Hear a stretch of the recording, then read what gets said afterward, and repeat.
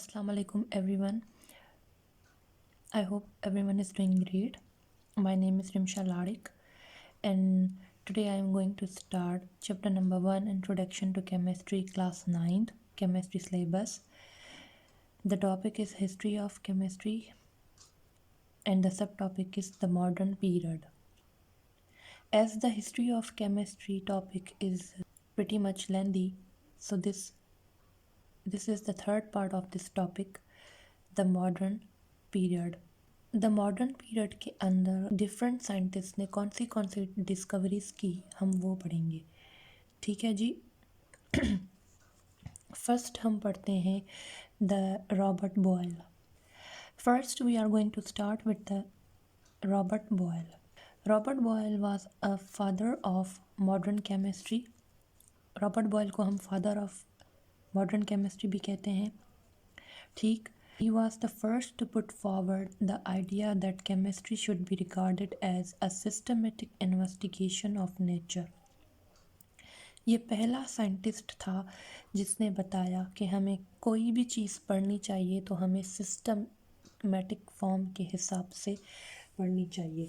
Now what is systematic investigation of nature? इसे हम easy ज़बान में क्या कह सकते हैं? Study about planned things.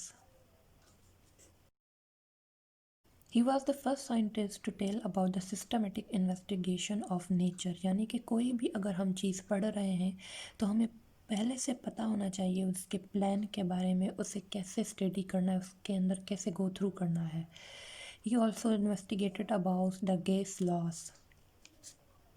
Next is J. Black. हमारा जो नेक्स्ट साइंटिस्ट है वो है हमारा जे ब्लैक। जे ब्लैक ने क्या किया? He study about the carbon dioxide.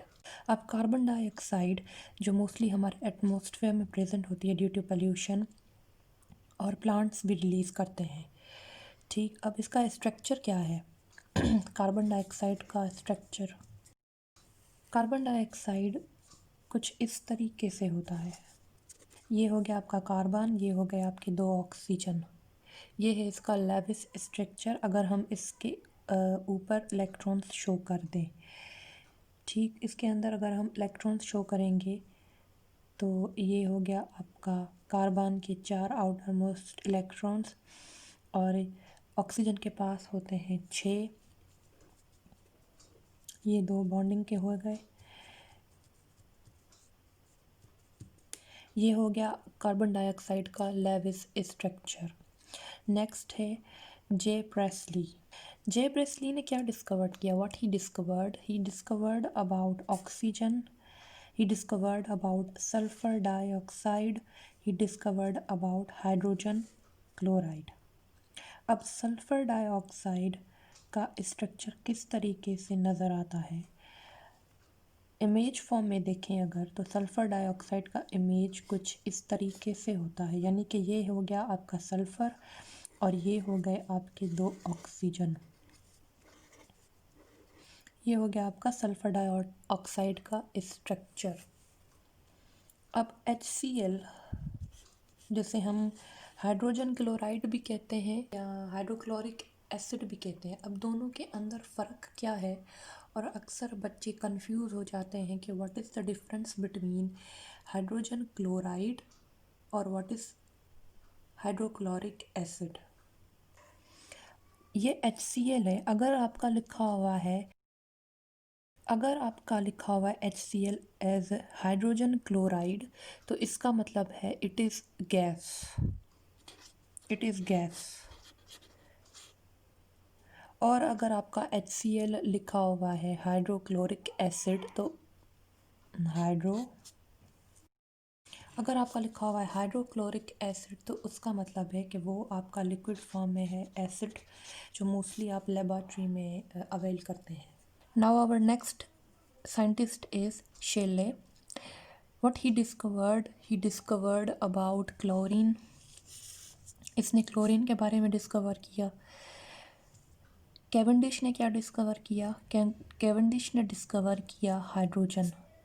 Discover को मैंने सेम की वजह से ऐसे लिख दिया है। Cavendish discovered hydrogen. Next is John Dalton. John Dalton ने क्या डिस्कवर किया? Atomic theory of matter. उसने atomic theory of matter, atomic theory बताई मैटर के बारे में। उसके अलावा उसने कॉन्सेप्ट दिया एटॉमिक वेट का, यानी कि किसी भी चीज़ का क्या एटॉमिक वेट है, पर्टिकुलर एलिमेंट का क्या वेट है, उसके बारे में इसने कॉन्सेप्ट दिया। अब कुछ मिले हुए scientist that determined about relative atomic and molecular masses of many substances। उन्होंने क्या डिटरमाइन किया? उन्होंने relative atomic and molecular masses determine किए डिफरेंट सब्सटेंसेस के। कौन कौन थे वो साइंटिस्ट? गैल-यूज़ैक, एवोगैड्रोस, ड्यूलैंग, पैटिट। और अब एवोगैड्रो ने और कौन सी नई डिस्कवरी की? कितने पार्टिकल्स हैं, how many particles of atoms are, वो हो गया 6.602 इंटू 6.602 इंटू 10⁻23। अब नेक्स्ट है जे बेज़िलियस। व्हाट ही डिस्कवर्ड, इसने बताया about the symbols of element, he told about the formulas, he told about the chemical equation। इसकी वजह से आपकी केमिस्ट्री मोर सिस्टमेटिकली हो गई, मोर सिस्टमेटिक फॉर्म में आ गई। सिंबल्स की वजह से, फार्मूला की वजह से एंड केमिकल इक्वेशंस की वजह से आपकी केमिस्ट्री और भी ज़्यादा सिस्टमेटिकली फॉर्म में आ गई। Further it was enhanced by मैनलीफ, यानी कि जो जे बेrzelius की जो डिस्कवरी थी उसको फर्दर गो थ्रू किया मैनलीफ ने। He further enhanced that and he also gave the periodic arrangement। मैनलीफ ने बताया periodic arrangement के बारे में कि कौन सा एलिमेंट कौन से ग्रुप में होना चाहिए, ग्रुप्स को कैसे सेट करें या पीरियड्स को कैसे सेट करें, या प्रॉपर आपकी पीरियोडिक टेबल की डेफिनेशन क्या हो, ये सब आपके मैनलीफ ने बताया। नेक्स्ट इज़ आपका Arrhenius. Arrhenius study about the ionic theory के जो मतलब आप कोई भी चीज़ पानी में डालें, अगर वो H दे तो वो एसिड है और अगर वो OH दे तो वो बेस है। Next is M Faraday. He gave the law of electrolysis. Mostly हम फिज़िकल केमिस्ट्री में भी पढ़ते हैं, फिज़िक्स में भी पढ़ते हैं law of electrolysis. M Faraday के बेसिकली दो लॉज हैं और इसने लॉ ऑफ इलेक्ट्रोलाइसिस दिया। Next there are so many other scientist, they gave a mixed combination of one topic और फ्यू ऑफ। जे थॉमसन था, H Becquerel, Marie Curie, Niels Bohr एक scientist है, and Rutherford. इन सब ने मिलाकर कौन सा कॉन्सेप्ट दिया? They led the discovery of structure of atoms, यानी कि कोई भी अगर एटम है, for example this is the circle, ये हमें सर्कल नज़र आ रहा है, लेकिन जब हम इसके अंदर डीप गो थ्रू करेंगे तो हमें पता चलेगा कि इस एटम का स्ट्रक्चर क्या है, इस एटम का स्ट्रक्चर क्या है। And they discovered about the radio activity. जो आपने एलिमेंट्स पढ़े हुए हैं पीरियोडिक टेबल के अंदर कि there are total 119 elements present in the periodic table and 92 are natural, और बाकी आपके जो ट्रेसेस हैं। और दूसरी ये बात पीरियोडिक टेबल के अंदर के 82 समथिंग तक आपके नॉर्मल एलिमेंट्स हैं और उसके बाद जो है आगे वो सारे रेडियो एक्टिव हैं। 82 के बाद जो एलिमेंट्स हैं वो सारे ही रेडियो एक्टिव हैं और रेडियो एक्टिविटी की वजह से वो रेडिएशंस प्रोड्यूस करते हैं।